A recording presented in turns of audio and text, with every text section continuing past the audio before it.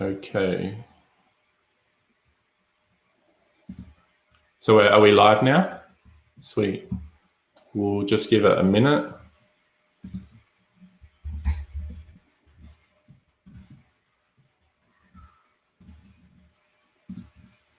Cool. How's it going, everyone?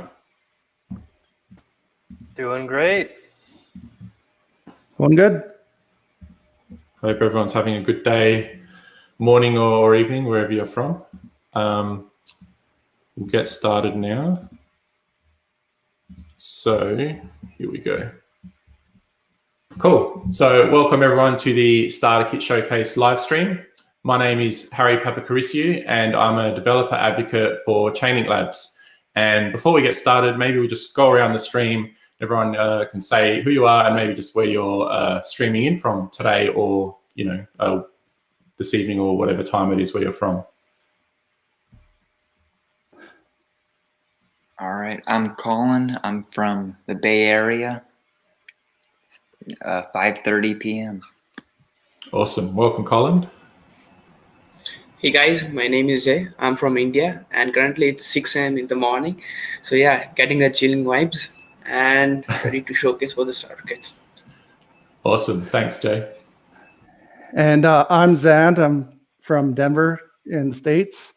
And my project is Fitbit integration. Awesome. And I'm Zach Ayash. I'm a developer advocate as well at Chainlink Labs, and I live in Charlotte, North Carolina. So it's 8:35 here right now, and super looking forward to this live stream. Awesome. Thanks, Zach. So the whole reason that we're here today is to talk about our starter kits and our starter kit showcase. So the Chainlink starter kits are these pre-packaged repositories that you can find pinned to the top of our GitHub, a smart contract kit. And what they are basically these pre-packaged repositories based on Solidity or EVM-based development environments that help developers to easily create, deploy, test smart contracts that use Chainlink. So basically, the benefits are you've got these boilerplate smart contracts that use price feeds, VRF, any API, and you can kind of use them as a starting point. And we've got the deployments scripts, we've got tests in there, we've got config, and we've got everything needed to kind of quickly spin up these smart contracts whenever you need to do something with Chainlink.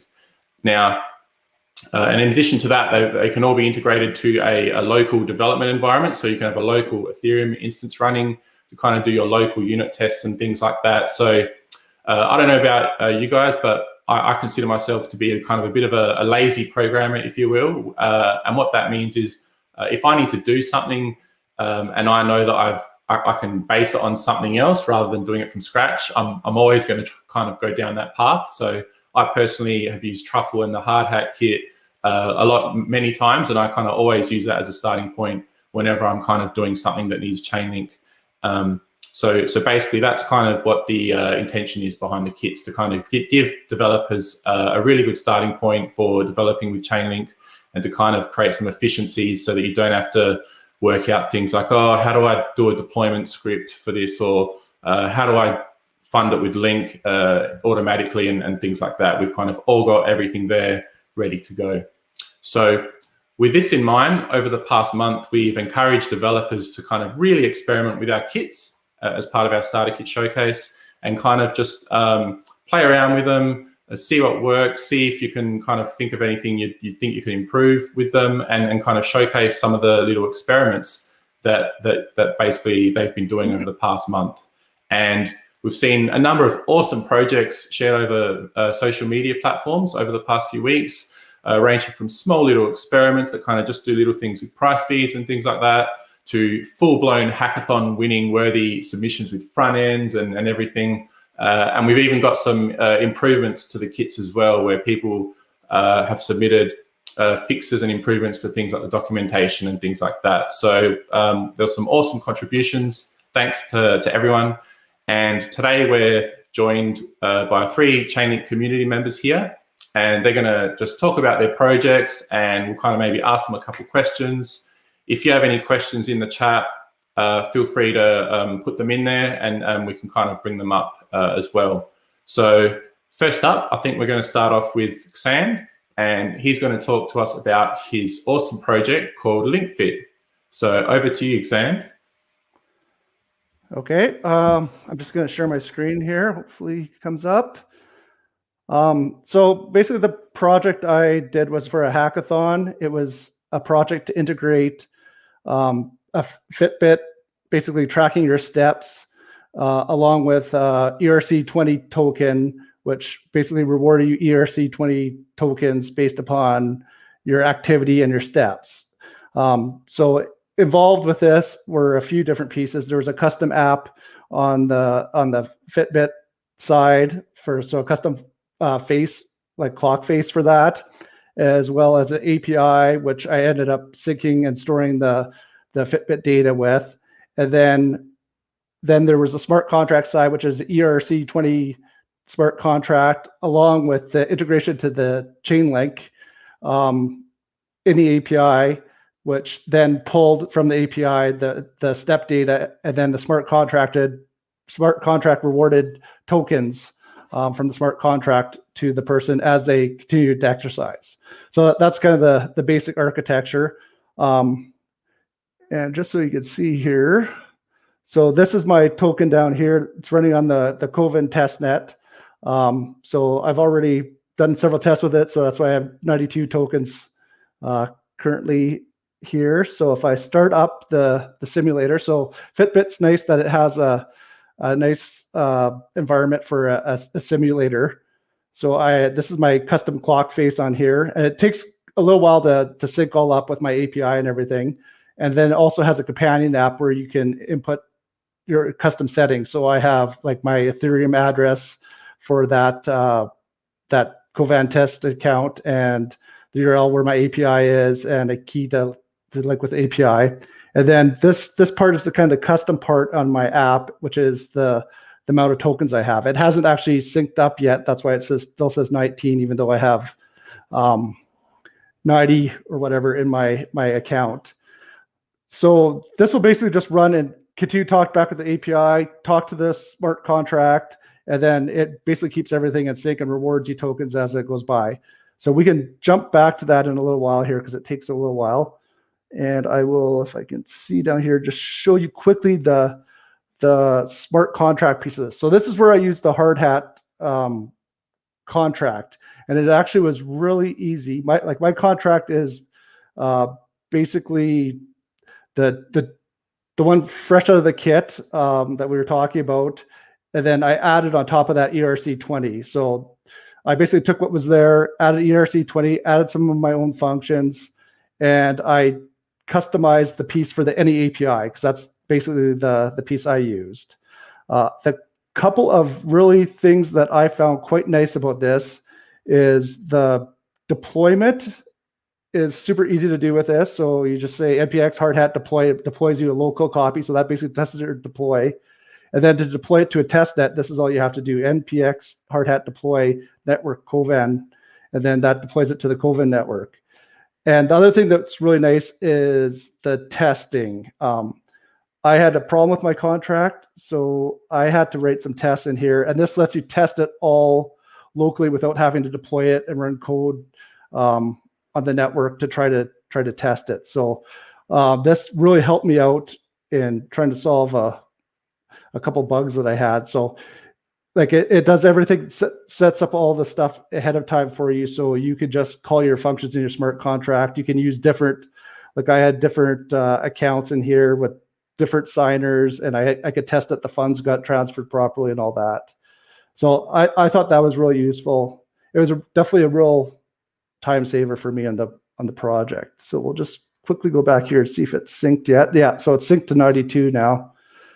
And one other piece in this I have, and then I'll hand it over to the next guy, is there's a website here which also is then querying the database that I'm storing the steps and keeping track of how many steps have been redeemed and what date. So here's a list of that. So that's about it. I'll hand it back to the next guy. Awesome. Yeah, really cool. I must say, big fan of this one. So how easy was it for you to create some of these tests? And I think you had a task as well, a hard hat task as part of your thing. Yeah, I didn't use the tasks a lot. I used it a little bit to transfer there's a task in the actual the template to start with to fund, basically, because you need some test link to call the any API. So I definitely used that. And I did create a couple tasks, but I have an API that's calling this anyway. So I typically tested by calling my API, which then called my code. If I had a more complicated application with a lot of UI that I had to go through first, I would have definitely used the tasks a lot more. But in my case, I did have to use them a lot. Yep. Awesome. So overall, did you find using the kit and the pre-packaged any API, smart contract and the deployment script, did you find it helped you kind of in your smart contract development? Yeah, for sure. Like, I was aware of Hard Hat before, so I was really happy when I started this project to see that template there, because that's what I wanted to use anyways. So it gave me a big leg up. And as I said, I basically took the template that was there for the any API and used that, and then just stuck ERC20 on top of that. So it definitely saved me a ton of time. Awesome. Yeah. Zach, what did you think of his project? I mean, I thought that was awesome. Now, I was actually talking to Harry, I think Fitbit applications and health applications with Chainlink and smart contracts is just awesome. Like, it's a really neat exploration of how we can use all of this blockchain smart contract stuff to kind of incentivize people to become healthy and really make it a positive thing. So I think that project is super cool. And just want to ask, what is one thing that you think you really felt like you learned doing all of this? Well, my intentions for learning for this were a couple different things. I wanted to get more experience with smart contracts, which definitely did that. And I found that template at Hard Hat was a really good way to get started with that. You didn't have to fight with Ethereum a bunch. Like, I was using Alchemy to do all the talking with Ethereum, so I didn't have to fight with that kind of stuff on Truffle and Geth and all that. I could just start writing smart contract code and deploy it, and away I went. And I also want to get a little bit more experience with working with oracles out of a smart contract, as I think that's a pretty important feature for expanding smart contracts in the future. So successful on both fronts. I thought it was a really fun and good project. Awesome. Yeah, it's definitely a good showcase or way to showcase what you can do when you combine a smart contract with an oracle like Chainlink, when you can connect to external data and in this case APIs. And yeah, I always like to say that if someone can create an API for something, in this case it's a Fitbit, then you can connect to a smart contract and you can come up with all kinds of interesting use cases for that. And in this case, you're incentivizing people to exercise, which is a good thing. So awesome. Thanks. Do we have any other questions in the chat? Not at this stage, but if you guys have any questions, feel free to shoot them out. But for now, we'll move on. Thanks, Xan, for that. And we'll move on to Jay. Jay used our Brownie starter kit, which is based on Python. And he's going to talk to us about his project called Cleopatra, I think. And not only did Jay submit a project as part of the starter kit showcase, I believe he also submitted an improvement to our Brownie starter kit as well. I think he made an improvement in the docs somewhere. So thanks, Jay, and I'll pass it along to you. Thanks, Harry. So yeah, speaking about my project, as you can see, Cleopatra is, I would say, one of its own kind of bot service, specifically for one of our trending social media, which is Twitter. So basically, talking a bit about it, the first thought that I wanted to create Cleopatra was that with an idea that smart contract, this entire Web3 world, how can I connect it with kind of social media that we use today, which are built on top of Web2 services? So in order to merge that gap, I thought that maybe trying to create some kind of API service, maybe create some kind of open source thing, something cool, which can really connect Web2 and Web3 space. So also at that point of time, I have to look forward to something that is really meaningful. For example, we are having the Oracle-based price feed updates, the VRF functions available with us through the Chainlink APIs. But at the same time, what good amount of use can I put it into the Web2 services that we are currently being provided by the social medias? So in order to address them, I have created, so this is basically the code base of the entire Cleopatra project. What I've created here is that I have created, using the price feed updates, pass them down to my Python bot, and using that Python bot, using the tweet dependency, I am showcasing it via an account on the Twitter, meaning that at the same time that you are getting price feed update, what else can I get? The other APIs that I was using for this project was the Chainlink VRF functions. So basically, you need to first deploy a VRF function and at the same time fund that VRF function in order to get a VRF, that is the verifiable random function, to create a random number for you, right? So then one of the best use cases, I would say really cool use case that I found out was, what if we can use this random function to actually create kind of a giveaway on Twitter. So giveaway on Twitter is, I would say, not a very usual thing, but yes, always trending enough that it attracts real decent amount of people. But at the same time, what I did was, why not put a good use case of verifiable random functions and create random amount of users that can win that specific giveaway? So what I did was, let me give you a quick, I would say, run over the bot and let's see how it works. So let me hop out to the Twitter, and all I have to do is just tag it that, hey, okay, I'm currently on my account itself. Let me switch over to my personal account. That will seem a bit, yeah, cool. So the moment I write hey and tag the bot Cleopatra, yeah, can you provide me price feed update on link token, and just put here. So as you can see, it will try to see that if any recent tweet has been made using the Cleopatra account. It will try to, I would say, target that specific tweet, even respond with a request. But at the same time, I even given the functionality of DMing. I mean, for now, I would say marked that DMing portion, here.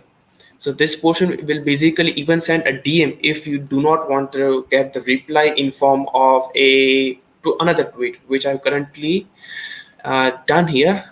And as you can see, it will reply me with the latest Chainlink update in way. And speaking a bit more about it, the best use case that I put into it, that was kind of getting back, I would say, a giveaway. Let me go over to a decent tweet where I can get, okay, I think I was having on my Cleopatra's Twitter account. Yeah, okay, cool. So as you can see that the original Funko had the account, they have given this giveaway, and in order to do that, you have to just follow and retweet the specific thing. So what I did here is, I basically created, I would say, a dictionary stack of those people, of the 100 recent ones who have retweeted and followed it. Based on this entire account, I have again iterated through all of them and kind of just swapped their positions in a random manner. What I did then was, I created an algorithm which specifically feeds on the Chainlink VRF functions and create a random function, a random number. That random number will be split into a maximum of 12 different, I would say, I would not say a dictionary number. And this dictionary number, which I told earlier, was matched with the username. So the user ID who are having this username will be directly given the tag inside another tweet saying that, hey, you just want this giveaway. All you have to do now is specifically go to this website and kind of use the steps to kind of claim your specific giveaway. And also the add-on functionality that I've provided here was that I was even responding all of the giveaway winners through DM, that how the steps are required. I mean, what steps are necessarily required to specifically kind of claim your giveaway. So for this tweet, imagine that I wanted to do it, and what I have to do here is, in order to activate that, let me just, for once I have to change the name here, because if I am not the owner, who currently I am rank J1, then I will not be able to activate this giveaway. Of course, no, not everyone should be able to kind of activate this giveaway. Yeah, let me run it once again. And there I go, up and running. Hey, Cleopatra, can you announce for this track? I'll have to just wait a minute. Let me keep it saved. I'll have to tag this tweet ID that will make me easier to access them out of the bunch of the nifty tweets. Announce the giveaway winners. My bad. And hit reply. Yep.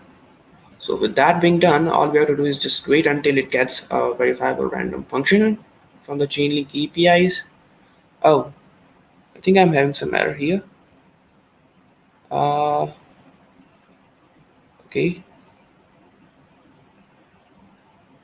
String must be indices.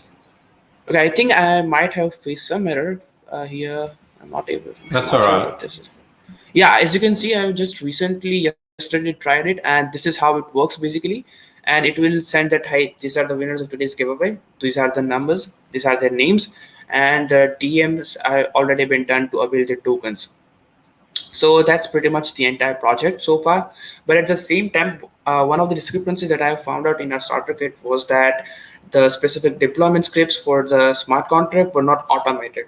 So one of the things that I have tackled that in my another project, which was an extension to this Cleopatra, was Tricetra. And here I have kind of automated the entire script deployment of all the ETH Brownie starter kit of the Chainlink.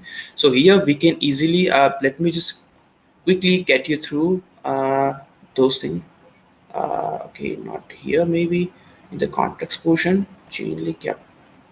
Yep. The scripts ones. And yeah, so this activator.py is basically the one which will, using your OS command line prompt, it will directly deploy all of your scripts automated way.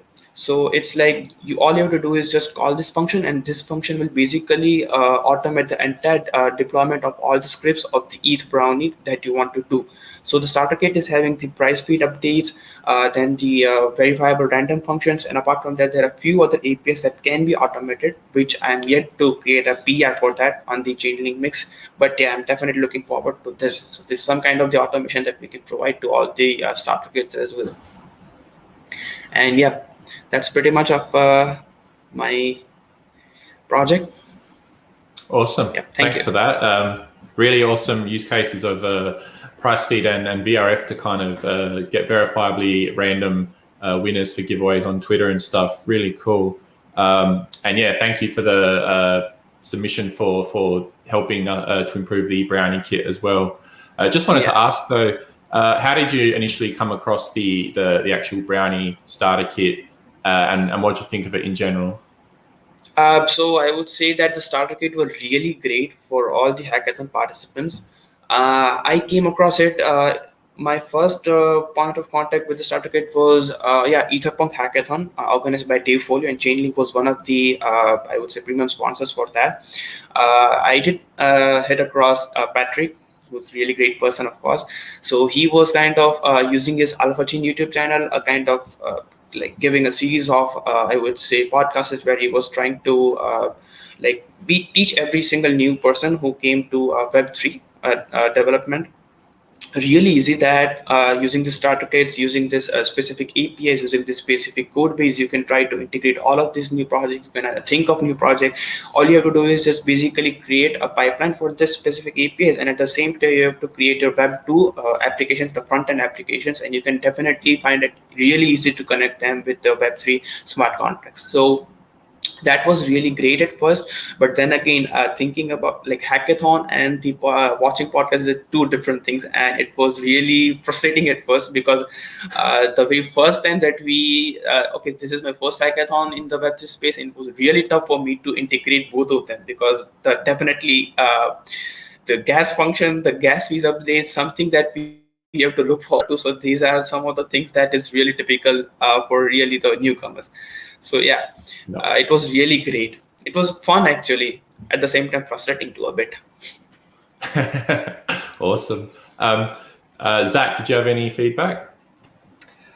Just that, I mean, that I thought that project was amazing.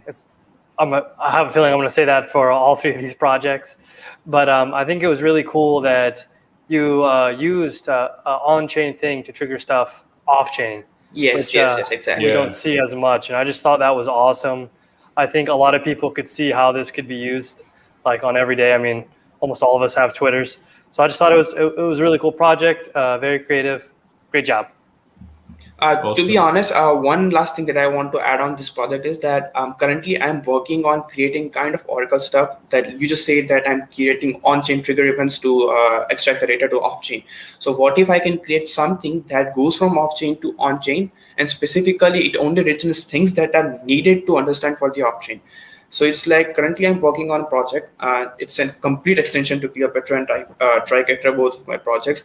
So here I'm trying to create influence in a decentralized manner. So what if, like, if I want to create campaigns on social media, be it Twitter, be it any other social media, but what if I wanted to do it in a decentralized manner, meaning that I'm not taking data of any specific users, but at the same time I'm training on those data sets and creating inferences and taking all of those customers. So it's like your data is not being disclosed here, but the data type is disclosed here. The focus will be more on data and how it can be used and not on who it can be used. So it's like a complete decentralized manner use of the blockchain. Awesome. Can't wait to see it. I believe there was a question in the chat about, can I write code with JavaScript or TypeScript, or is Python the only option? So with the Brownie kit, which Jay here has used, that's based on web3.py, which is a Python-based development environment. So you're limited to kind of working with Python scripts there. But if you're more of a JavaScript person or TypeScript even, Hardhat supports both. You can do stuff in TypeScript, you can do stuff in JavaScript, and Truffle is JavaScript based. Zach, do you know if they support TypeScript? I don't think they do yet.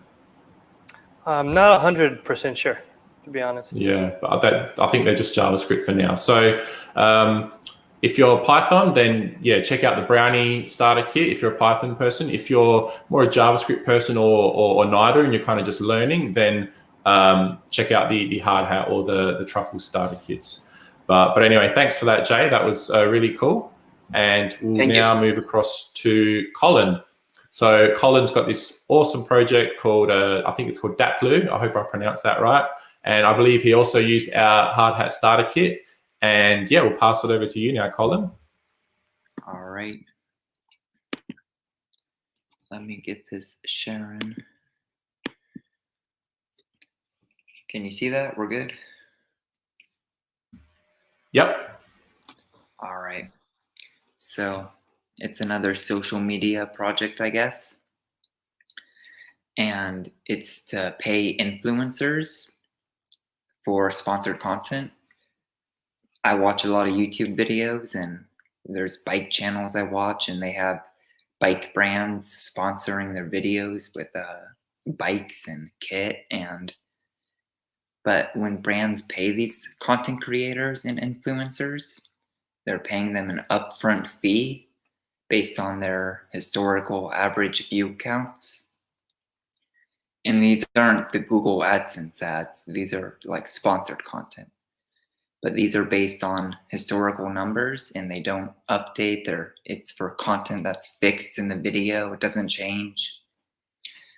But what happens is you have YouTubers with like 1,000 subscribers today, but they're making quality content, and that content gains views over time. And maybe 5 years from now, that video with the fancy bike that the bike company sponsored them for. It now has 1 million views when before they were and they only got paid based on 1,000 views because that's how many views they were averaging when the bike brand paid them. So I used Chainlink to get the view counts on videos. It's a Chainlink API call, and it could pay content creators automatically for how many views and how much the brand wants to pay. So I'm going to demo that here. It's called daplu.com, and if you're a brand, then you create a new agreement. My second agreement, I'll name this one. Put in your address, and it did support ENS names at one point, but I kind of redesigned everything, and I haven't updated it with ENS names. So you put in the brand address and the influencer address.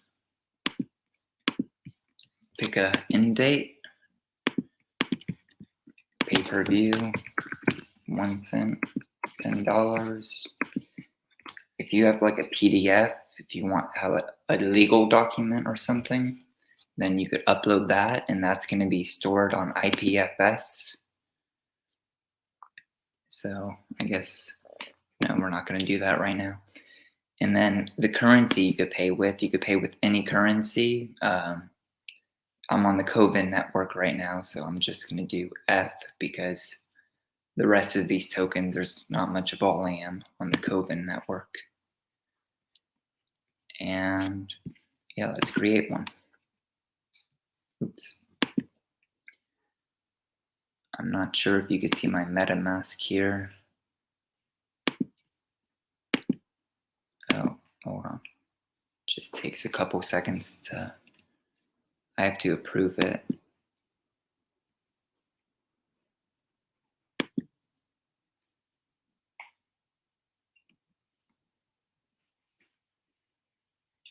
When I'm sharing on YouTube, I guess, then it takes a bit to load MetaMask, but here we go, confirm. And we're gonna do the rest of those. And it's getting confirmed right now. The MetaMask transaction just went through, and we got an agreement created. So now if we go back, those are a bunch of old agreements that I was testing with. But we should see my second agreement pop up here.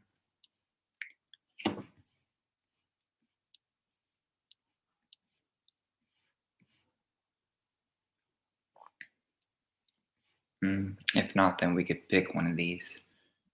The internet's kind of slow on YouTube here. So we'll pick on this agreement. And here it is. And now if you're the influencer, then you log in with your influencer account. And that's when you could upload the link to your YouTube video. So here's the media ID. That's just the YouTube tag, which you can't see that because it's on a different tab, I guess. But this is a tag that's in the URL. And you could update it, and let me approve it with MetaMask.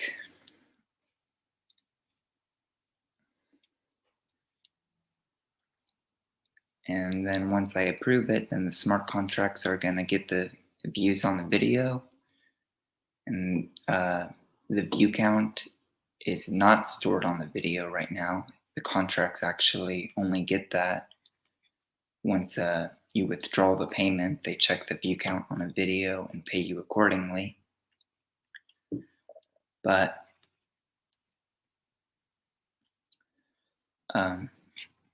so to get the view count on the UI end, I just use an API, but I don't know if that's running right now.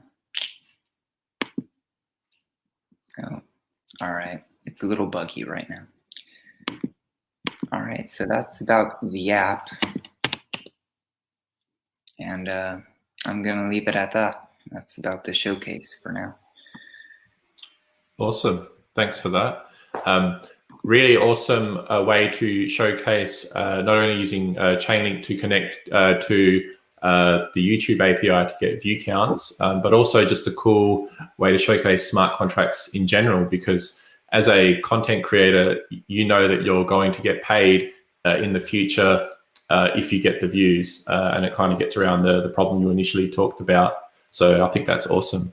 So what did you think of the hard hat starter kit, and kind of just give us a rundown of how you came across to use it and what you thought of while you were using it? Yeah, when I first did the hackathon, I did it without the starter kit. But then I came back and I wanted to make everything nice, and it was really buggy before it proved. And the starter kit was awesome because during the hackathon, I read a blog post by Patrick about how to test Chainlink smart contracts. He was talking about using mocks, and I didn't really get what he was talking about. So then I got this starter kits box, and you guys implemented like examples of mock oracles and mock tests and mock contracts, and just writing clean code. And I could basically just, for like a beginner, you know, I could just pretty much mimic you guys and your examples, and then fulfilling the oracle requests. I wouldn't know how to do that otherwise, and yeah. Awesome, cool. Yeah, definitely. I think the mocks are really cool. So for those who don't know, when you're building your smart contracts and you use these development environments and now starter kits, you can work on a local Ethereum blockchain running on your local PC, so you don't have to deal with the complexities of going to Coven and getting testnet link and ETH and waiting for confirmations and stuff. You can focus on your smart contract and run everything locally. And the mocks kind of like mock up a Chainlink token or an oracle, because you can't connect to the Chainlink Oracle network when you're running a local Ethereum blockchain. So they kind of mock up that side of the fence. So you can still do your requests for any API and things like that. And then you can kind of manually call your responses and kind of do all your unit testing locally. So yeah, really cool. Zach, did you have any feedback? Just blown away yet again. Awesome project. You know, I also probably watch YouTube more than I watch anything else, so it's kind of hit home for me. But yeah, I think it's great, and it really demonstrates, like Harry was saying, what makes smart contracts awesome. You know, you made an application that makes it more fair for YouTube creators and how they get paid. So awesome job. Yeah, awesome. There was a question in the chat here. So starter kit includes ability to build smart contracts. So yes, definitely. So our starter kits contain boilerplate smart contracts that use the main Chainlink tools and features. So VRF, any API, price feeds. So if you're creating a project that and you're like, I need to use the price feeds, or I need to reach out to an API, or I need a random number, you can use them as a starting point for your smart contract, or you can just take the logic from them and put them in your own. You can create a new smart contract in that repository and just kind of copy across the things that you need. So yeah, you can add new smart contracts, you can change ours, you can kind of do whatever you want with them. Cool. So Colin, any other plans for your project? Are you going to continue working on it? Yeah, I got to see if people actually want to use it. And if people do, then yeah, take it to mainnet, and I got to create my own custom adapter, because right now I'm just using the API thing where you just manually put in the URL. Yeah. Yeah, the API URL. Yep. Cool. Yeah. If you need any custom functionality or logic, then yeah, an external adapter is definitely the way to go. Cool, awesome. No other questions in the chat that I can see. So thanks for that, Colin. Thanks to all three of you for showcasing your project today. We'll send something out to you guys to say thank you. And just want to thank all of the community who participated in the Starter Kit Showcase over the past month. We saw all the submissions. We really appreciate them. We encourage everyone to continue using our starter kits when you're building smart contracts that use Chainlink. We think they kind of really help you. They help you focus on the important stuff, which is building your smart contracts, creating these awesome hybrid smart contracts that are going to go on to kind of change the way that people have agreements with each other, rather than focusing on things like, oh, how do I deploy this passing parameters and things like that. So we want you to have an awesome developer experience when you use Chainlink. So that's why we kind of are going to continue to work on these starter kits. We're going to continue to improve them. And also, if you want to contribute to the starter kits, if you want to submit an improvement yourself, if you think you've done something that can be added to the starter kits, or if you have a feature that you'd like to request that you think would be cool to have, then definitely go to our GitHub and you can kind of interact with us there. We're open source. We encourage people to help us and contribute to our starter kits. So we'd love to have you on there, and we'd love to interact with you guys on there as well. So thanks again to Zach, Colin, San, and Jay for joining us. Thank you to the community who tuned in to kind of chill with us here as part of the Starter Kit Showcase. And I hope everyone has an enjoyable rest of their morning, day, or evening. Thanks, everyone. Thank you. Thanks, Harry. Great job, everyone. Thank you. Wait, can I give one last tip if there's any beginners out